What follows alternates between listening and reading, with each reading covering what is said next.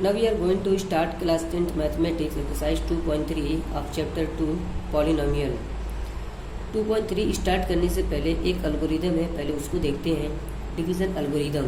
If px and gx are any two polynomial with gx not is equal to 0, then we can find polynomial qx and rx such that px is equal to gx multiplied by qx plus rx, where degree of rx greater than or is equal to 0, less than degree of gx. ये algorithm ऐसा है जैसे हम लोगों ने Euclid's algorithm पढ़ा था first chapter में. यानी कोई दो नंबर थे, एक नंबर को दूसरा नंबर डिवाइड करता था. ठीक है, तो उसमें था कि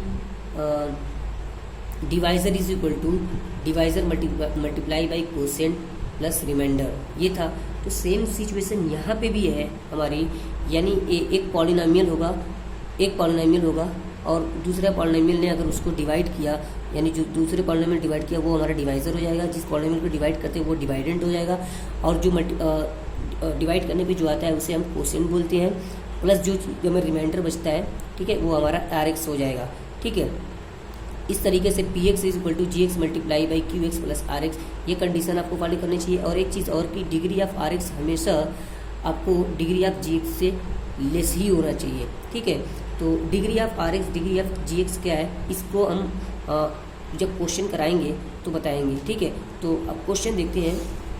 जो क्वेश्चन हमारा है फर्स्ट क्वेश्चन 2.3 का, कि divide the polynomial px by gx and find the quotient and remainder. px को gx से डिवाइड करना है. तो सबसे पहले हम डिग्री ऑफ px देखते हैं. मान लीजिए कि हमें डिग्री ऑफ px लिखना है, तो हम डिग्री ऑफ px कैसे लिखेंगे, यानी highest power of the variable is called degree होती है ना. तो डिग्री ऑफ px यहाँ पे क्या हो सकता है, यानी इस पूरे पॉलिनोमियल की हाईएस्ट पावर कितनी है, 3 है. इस तरीके से इसकी डिग्री कितनी हो जाएगी, 3 हो जाएगी. इस तरीके से gx की अगर मैं डिग्री लिखूँ तो degree of gx is equal to कितनी हो जाएगी, 2 हो जाएगी, है ना. तो हमें तो डिग्री ऑफ gx px दिखाना नहीं था, लेकिन हमको ये बताना था कि जो कोसेंट है ना और रिमाइंडर है वो क्या होगा, ये हमें फाइंड कीजिए.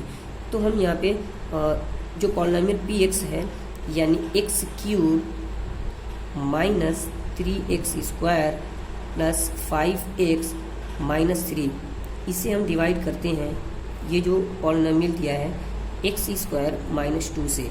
ठीक है, तो ये x क्यूब है. ठीक है, तो यहाँ पे हमें x क्यूब लाना है, इसमें किस नंबर से मैं मल्टीप्लाई करूँ. ठीक है, यानी मुझे सिर्फ x यहाँ चाहिए, तो यहाँ से x से मल्टीप्लाई करूँगा तो x क्यूब बन जाएगा ये. ठीक है, इस तरीके से इसका इसमें भी मल्टीप्लाई होगा तो ये माइनस 2x होगा. तो 2x यानी x के नीचे ही लिखेंगे, तो माइनस 2x. ठीक है, इस तरीके से हम इसका सिंबल चेंज करेंगे. ये प्लस है तो ये माइनस है तो ये कितना होगा, प्लस होगा. ये कैंसिल आउट हो जाएगा. और ये माइनस 3x स्क्वायर, इसको हमने यहाँ पे नीचे नहीं लिखा था तो इसका सिंबल नहीं चेंज करेंगे. इसको भी हमने नीचे लिखा था तो नीचे इसका भी सिंबल नहीं चेंज करेंगे. अब जो इसमें हाईएस्ट पावर है उसको सबसे पहले लिखेंगे, यानी यहाँ पे मैं लिखूँगा माइनस 3x स्क्वायर. ये 5x है, ये 2x है, प्लस 2x है तो प्लस 7x हो जाएगा. ये माइनस 3 हो जाएगा. इस तरीके से हमें यहाँ पे माइनस 3x स्क्वायर चाहिए, तो मैं यहाँ पे माइनस लिख रहा हूँ. माइनस 3 यहाँ से मल्टीप्लाई करूँगा तो minus 3x square minus minus plus 6.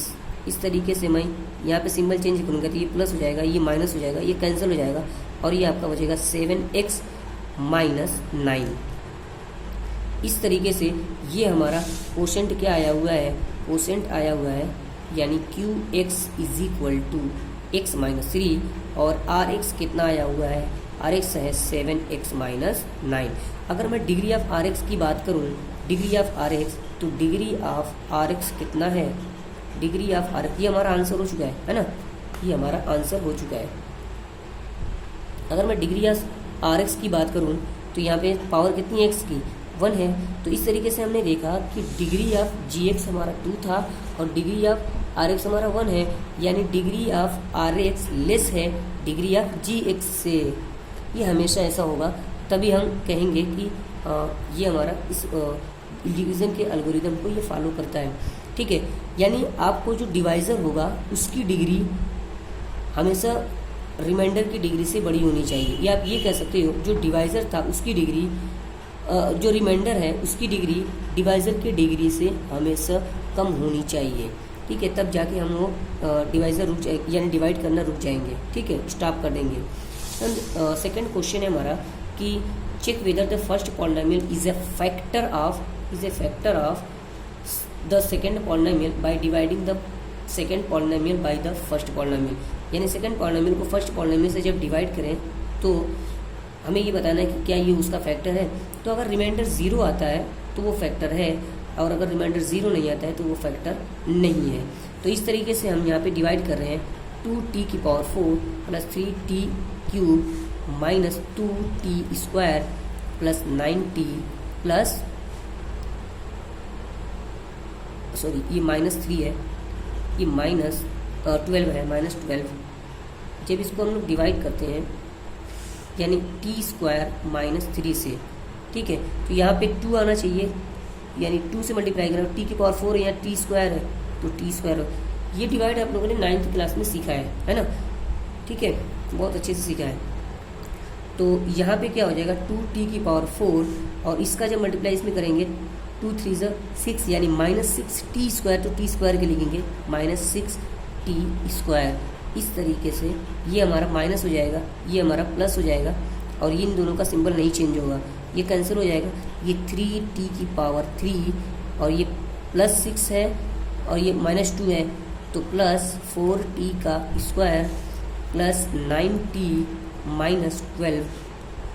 ठीक है, तो यहाँ पे अब मुझे 3t³ चाहिए, तो प्लस 3 और t² है तो t³ चाहिए, तो t से मल्टीप्लाई करेंगे तो 3t³ इसका मल्टीप्लाई करेंगे -3 3 9t, तो -9t। इस तरीके से इसको माइनस करेंगे, ये प्लस करेंगे, ये कैंसिल हो जाएगा। ठीक है, और ये भी आपको कैंसिल हो रहा है ना, बड़े आराम से ये भी कैंसिल हो, सॉरी ये नहीं कैंसिल होगा, 1 मिनट।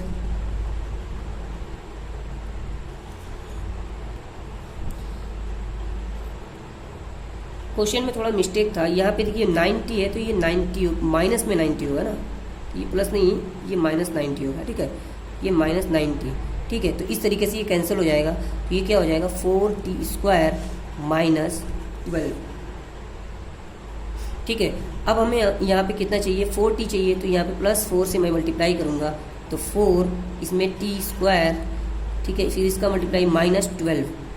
ठीक है, ये आपका कैंसिल हो जाएगा, और ये माइनस ये प्लस, इस तरीके से प्लस करने पर हमारा रिमाइंडर कितना आया 0। तो हमें ये बताना था कि क्या ये जो पॉलिनोमियल है ये फर्स्ट पॉलिनोमियल सेकंड पॉलिनोमियल को फर्स्ट पॉलिनोमियल से जब हमने डिवाइड किया है तो क्या उसका रिमाइंडर 0 आया। हाँ 0 आया, तो हम ये कह सकते हैं कि t² -3 is a factor of 2t⁴ plus 3t³ minus 2t² minus 9t -12। ठीक है, तो इस तरीके से ये आपका क्वेश्चन कंप्लीट होता है। अगर कोई कन्फ्यूज़न हो तो आप कमेंट बॉक्स में कमेंट कीजिएगा, और मैं आपको अगले जो भी क्वेश्चन है उसका नोट्स दूंगा, तो सभी क्वेश्चन के पार्ट्स का। और आपका जो इसमें वेरी इंपॉर्टेंट क्वेश्चन है वो क्वेश्चन नंबर 3 है। मैं आपको नेक्स्ट वीडियो में आपको क्वेश्चन नंबर 3 बताऊंगा। ठीक है, और उससे पहले जो भी क्वेश्चन हमने बताया, ये फर्स्ट और सेकंड बताया, उसमें जितने भी पार्ट्स हैं आप ज़रूर कर लीजिएगा। Okay, thank you.